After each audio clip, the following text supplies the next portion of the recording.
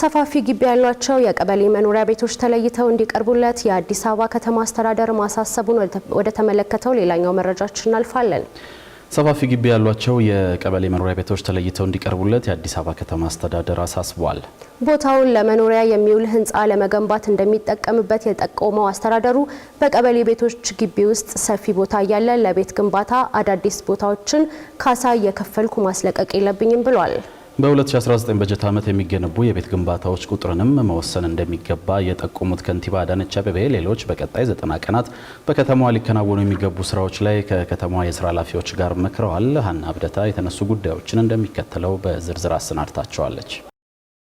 የአዲስ አበባ ከተማ አስተዳደር በተለያዩ ዘርፎች በቀጣይ 90 ቀናት ማለትም ከሰኔ 9 እስከ ጳጉሜ 5 ቀን 2018 ዓ.ም ድረስ ሊከናወኑ በሚገባቸው እቅዶች ዙሪያ ከመንግስት የስራ ኃላፊዎች ጋር ውይይት በማካሄድ አቅጣጫ አስቀምጧል። በቀጣይ 90 ቀናት ለማከናወን ከታቀዱ ተግባራት ውስጥ የስራ ዕድል ፈጠራን የተመለከተው አንዱ ሲሆን ከ170 ሺህ በላይ ለሚሆኑ ወጣቶች የስራ ዕድል ለመፍጠር መታቀዱን የአዲስ አበባ ከተማ አስተዳደር ከንቲባ አዳነች አቤቤ ገልጸዋል። ታዲያ የስራ ዕድል ከመፍጠር ባለፈ ወጣቶቹ መስራት የሚችሉበት መስክ እንደ ዝንባሌያቸው እንዲለይና ከተለመዱ ዘርፎች ወጣ ብሎ ማየት እንደሚገባ ከንቲባ አዳነች አቤቤ ተናግረዋል። የመስሪያ ቦታን በተመለከተም 12000 ካሬ መሬት መዘጋጀቱን የጠቆሙት ከንቲባዋ አዳዲስ የመስሪያ ቦታዎችን ማሰብ ተገቢ መሆኑንም አሳስበዋል።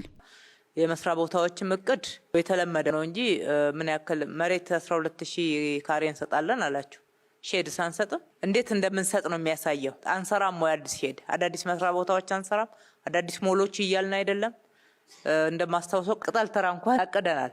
የጎላጎል መስመር ላይ ከቦሌ መድኃኔዓለም እስከ እንግሊዝ ኤምባሲ ባሉት ላይ በርካታ የስራ እድል የሚፈጥሩ ቦታዎችን ሰርተናል። ቅድሚያ ከዛ ለተነሱት እንሰጣለን፣ ግን ታሳቢ ያደረግነው አዳዲስ የስራ እድሎችን ለመፍጠር ነውና እናንተ ደግሞ በተጨማሪ በዚህ ክረምት በመንሰራው ውስጥ አዳዲስ የመስሪያ ቦታዎች ምን አይነት የመስሪያ ቦታዎች የሚለውን ስታንዳርዱን ጭምር ነው ማስጠናት ያለባቸው። ሌላው በቀጣይ 90 ቀናት በክረምት በጎ ፈቃድ አገልግሎት የሚታደሱ ቤቶችን ከገንዘብ ባሻገር የግንባታ ግብዓት በማሰባሰብ ደረጃውን የጠበቀ ስራ መስራት እንደሚገባም ከንቲባ አዳነች ያሳሰቡ ሲሆን በእውቀትና ክህሎት ሊረዱ የሚችሉ ሰዎችን ማካተት እንደሚገባም ነው ያነሱት። ለዚህም ክፍለ ከተሞች ኃላፊነትን በመውሰድ እቅድ በማውጣት ስራ መጀመር እንደሚገባቸው ጠቁመዋል። ከዚሁ ከቤት ጋር በተያያዘ ሰፋፊ ግቢ ያላቸው የቀበሌ መኖሪያ ቤቶች ተለይተው እንዲቀርቡ ያሳሰቡት ከንቲባዋ በቀበሌ ቤቶች ግቢ ውስጥ ሰፊ ቦታ እያለ ለቤት ግንባታ አዳዲስ ቦታዎችን ካሳ እየከፈልን ማስለቀቅ የለብንም ብለዋል።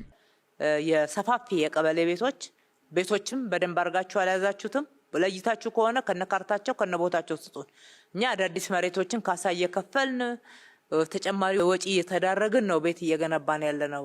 በአንድ ቀበሌ ቤት በትንሽ የደሳሳ ቤት ግን ሰፋፊ ቦታዎች ተይዘው አመራራችን ቤት የሚገነባው ቪላ ቤት ገና ብዙ ማህበረሰብ እኮ ነው ምን ያደርግልናል ቪላ ቤት። እኛ ትልልቅ ቤቶችን ገንብተን እዛ ቦታ ላይ ሊቀመጥ የሚችል 2G+4 G+5 G+7 መስራት እየቻል መልሰን ቦታ እያባከነን ያለ ነው። እሱ ደግሞ የመረጃ ጥረት ስላለብን ነው።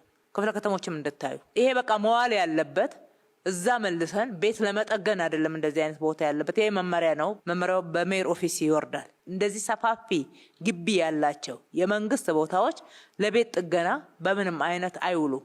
አዳዲስ ቤቶችን እንገነባበታለን ወደ ላይ ከከተማው ጋራ በዘላቂነት መዝለቅ የሚችሉ ነገ የማይፈርሱ ቤቶችን እንደገና ደግሞ ብዙ ማህበረሰብን ሊይዝልን የሚችል ቤት እየገነባንበት የማህበረሰቡን ጥያቄ መመለስ አለብን። ቤት እንገንባ በክረምት ስንል እነኚህ ሰፋፊ የቀበሌ ቤቶችን እንለያቸው። ሰፋፊ ግቢ የተያዘ እዛ ውስጥ ያለ ሰው እግረ መንገዱን ጥሩ ቤት ያገኛል። ልክ ቦሌ ጎላጎላ አካባቢ እንዳደረግነው ማለት ነው። አንድ ቤት ፈርሶ 70 ሰው ነው አይደል ቤት ያገኘው። በቃ በትልቅ ማሳያ እኮ ነው። በህገ ወጥ መንገድ የተያዙ የቀበሌ ቤቶች ካሉም ተጣርቶ ለከተማ አስተዳደሩ እንዲቀርብ ከንቲባዋ አቅጣጫ ሰጥተዋል። ከቤት በህገ ወጥ መንገድ የተያዘ ነው ብሎ ማስወጣት የሚቻለው ስንወስን ነው። እናንተ እንዴት ነው ህገ ወጥ የተባለው የሚለው ለዩና ያቀርቡ። ይሄም የመመሪያችን የሰርኩላራችን አካል ነው የሚሆነው። ቤቶች በህገ ወጥ መንገድ የቀበሌ ቤትን የያዘ አላግባብ ነው የገባው አላግባብ ነው ወደሱ የተላለፈው የሚባል ካለ ስሩ፣ ትክክል ነው። ነገር ግን በራሳችሁ ወሰናችሁ ጨርሳችሁ ድሃ አታስወጡ።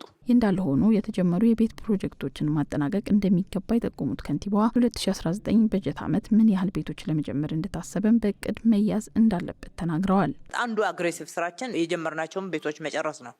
ሁለተኛው ደግሞ በ2019 የምንጀምራቸውን የቤት ቁጥር መወሰን፣ ለሱ የሚያስፈልገውን ዝግጅት ከዲዛይን ከቦታ ከኮንትራክተር ልየታ ከአማካሪ ልየታ ጀምሮ በደንብ አድርገን የሰው ኃይል ዝግጅት ብዙ ስራዎች አሉት።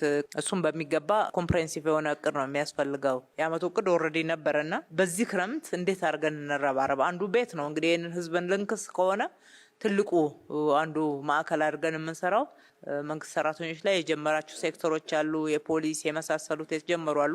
እነሱን ወደ ስራ ማስገባት፣ ሌሎቹን ደግሞ በጀመርናቸው ፓኬጆች እና ሪሶርስ መፈለጊያ አማራጮች አጠናክረን መሄድን የሚጠይቅ ነውና ይሄ በእናንተ ቼክሊስት ላይ በደንብ በዝርዝር መቀመጥ መቻል አለበት። ሌላው በክረምት ወቅት የጎርፍ አደጋ እንዳይኖር በተለይ ክፍለ ከተሞች በቅርበት ከማህበረሰቡ ጋር እንዲሰሩ ያሳሰቡት ከንቲባዋ የማስተባበሩን ስራ በመስራት አፋጣኝ እርምጃ መውሰድ እንደሚገባም ጠቁመዋል።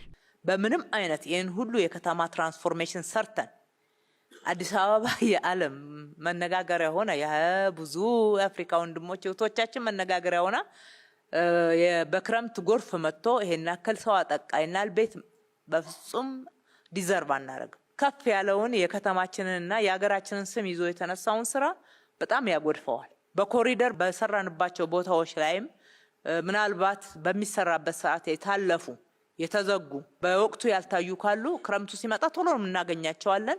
እጅግ በጣም ፈጣን የሆነ ምላሽ ያስፈልጋል። የሚመለከታቸው በጣም መቀናጀት መቻል አለብን ማለት ነው። በልዩ ሁኔታ እዚህ ክረምት ላይ ለውጥ የምናመጣ ነው። ከማንም በላይ ግን ክፍለ ከተሞች ናቸው ተጠያቂዎች በዚህ ቦታ ይሄ ቢያጋጥማል። ይህ እንዳለ ሆኖ በከተማዋ በሚሰጡ የተለያዩ አገልግሎቶች ላይ የመልካም አስተዳደር ችግር በተለይም ሙስና መኖሩን የገለጹት ከንቲባ አዳነች ይህ መሻገር ያልቻልነው ችግር ቢሆንም እንደ አዲስ ሞሰብ ያሉ ዲጂታል አገልግሎቶችን በማስፋት ለሕዝቡ በትክክለኛ መንገድ መስራት እንደሚገባ ተናግረዋል።